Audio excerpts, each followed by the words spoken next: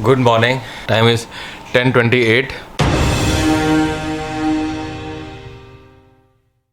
बताइए सर, कैसा फील हो रहा है? आप 19 घंटे राइड करके आ रहे हैं, कैसा लग रहा है? हालत ख़राब हो गई भाई, सही बताएं। अंदर की जो बात बताया, मज़ा बहुत आया लेकिन हालत ख़राब हो गई, शरीर पस्त हो गया है। वेद बाबू, आप कैसा लग रहा है आपको? ये क्या भाई, इतने बीमार हो गए तुम? हैं? हाँ, इतनी दवाई खाओ। तो जब आप सोनौली बॉर्डर की तरफ आते हैं ना, तो स्टे के ज़्यादा ऑप्शंस नहीं हैं यहाँ पे, बहुत लिमिटेड ऑप्शंस हैं। तो उसमें से एक ये है इंडो नेपाल होटल, तो यहीं हम लोग रुक गए थे। कल इतना ज़्यादा चले हैं, चेन पूरी गड़ गड़ गड़ गड़ आवाज़ कर रही थी, तो चेन लूप हो गई है और अब इसमें सामान बांधते हैं। समय हो चुका है 12:30, अभी हम लोगों ने बांधा है सामान। टेंशन ये हो रही है कि आराम से पहुँचते पोखरा रुक रुक के एंजॉय करते हुए, बट क्योंकि लेट हो रहा है तो शायद रुकना अब पॉसिबल नहीं होगा और निकलते ही जाएंगे हम लोग कि फटाफट पोखरा पहुँच जाए। तो यहाँ से हमें रियलाइज़ होता है कि हमारा जो माइक है वो काम नहीं कर रहा है। तो ये हमारे साथ जुड़ चुके हैं शाश्वत, और ये हैं हमारे वेद प्रकाश शुक्ला जी, जो हम लोग इस राइड पर यहाँ से शुरू करेंगे पोखरा के लिए। तो ये हमारा जो होटल था, ये इसका बैक साइड था, और जो सोनौली का बस स्टैंड है वो बस स्टैंड के जस्ट बगल में ही था। ये है हमारा होटल, होटल इंडो नेपाल, जो कि नेपाल बॉर्डर से कुछ 100-200 मीटर अंदर था। ये लास्ट सड़क है जो हम पहुंच रहे हैं अब नेपाल बॉर्डर की ओर। ये है इंडिया का साइड, और जो ये सामने तिरंगा दिख रहा है ये है हमारा इंडिया का बॉर्डर। यहाँ से लाइनें लगना शुरू हो जाती हैं, जो बॉर्डर सिक्योरिटी फोर्सेस हैं वो सारे यहाँ पे हैं, और यहाँ से हम हिंदुस्तान को छोड़ के और ये आ गए अब हम लोग नेपाल में। ये है नेपाल का कस्टम्स। यहाँ पर आकर के हमें बंसार बनवाना होता है, और ये जो हमारे साथ जो शाश्वत और वेद के साथ अभी बातें कर रहे हैं, ये एजेंट्स हैं, जो कि अगर आप कभी जाते हैं यहाँ पे तो आपको ये एजेंट्स मिल जाएंगे, जो कि कुछ एक्स्ट्रा पैसे लेने पर आपको बंसर बनवा करके देते हैं। तो अभी देखते हैं कि हम लोग कितने पे डील फिक्स करते हैं यहाँ पे, कि हमारा ये बंसर कब और कैसे बना करके देते हैं।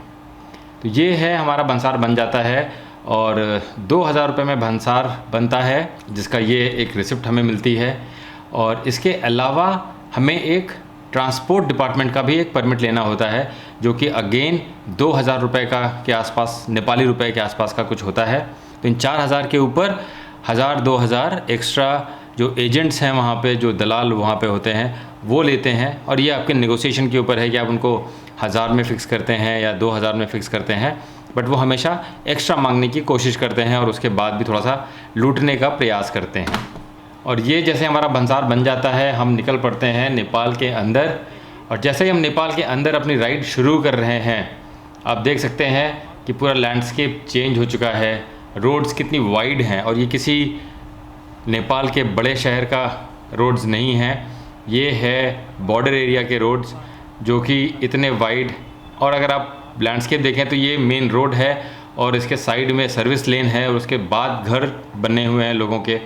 तो इस तरीके का कोई एनक्रोचमेंट नहीं है, जैसा हम अपने इंडिया में देखते हैं कि लोग सड़कों के ऊपर घर बनवा लेते हैं। अगर नहीं भी घर बनाते हैं तो छज्जे या अपने घर का जो चबूतरा है वो रोड तक लेके आते हैं। वैसा यहाँ पे कुछ नहीं है। डेडिकेटेड लेन्स हैं बाइक्स के लिए, हेवी व्हीकल्स के लिए, और लोग उसी हिसाब से उसी अनुसार चलाते हैं।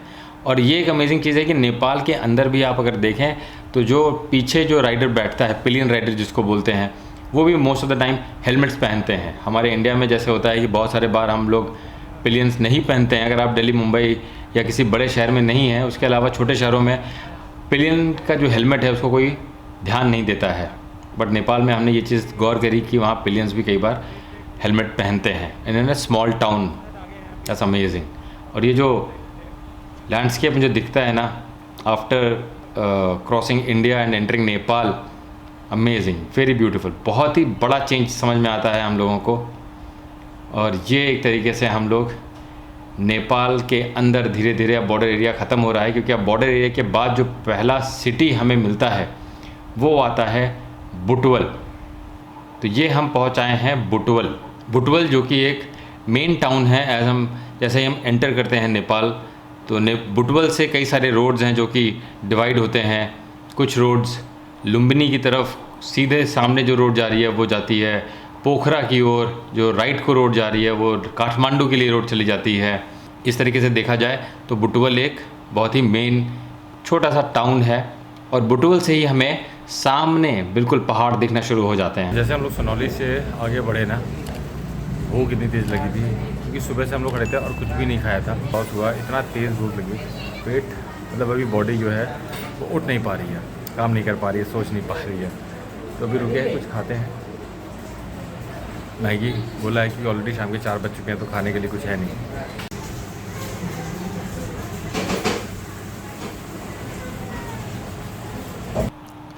तो जब से हम नेपाल एंटर करते हैं तब से सिर्फ एक हमें चेकिंग मिलती है जहाँ पे हमारा भंसार चेक होता है, और ये अप इन द हिल्स।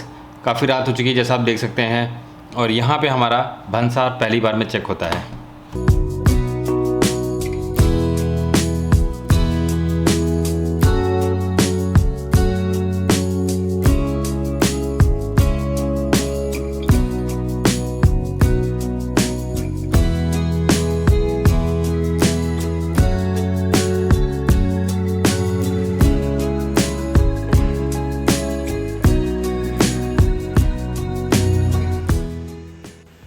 तो अभी बज रहे हैं रात के 2 और हम लोग पहुँच आए पोखरा। तो सोचा था कि हम लोग पोखरा पहुँच चलेंगे, तो हम लोग पोखरा पहुँच आए और इतनी थकान हो चुकी है 2 दिन से चलाते finally we are back in Pokhara. और अभी कुछ समझ में नहीं आ रहा है क्योंकि सिर्फ अब सोना है, आराम करना है। काफ़ी बादल छाए हुए हैं पहाड़ों के ऊपर, पीछे जो है उधर जो शांति स्तूप है वो इसी तरफ दिखता है। तो कल देखेंगे क्या करते हैं। कल हमें पहले बंसार बनवाना है, परमिट बनवाना है अपना जोमसुम जाने के लिए, तो पहले उसका काम करेंगे और फिर देखते हैं कि पोखरा में क्या घूम सकते हैं। कल मिलते हैं, तब तक बाय बाय।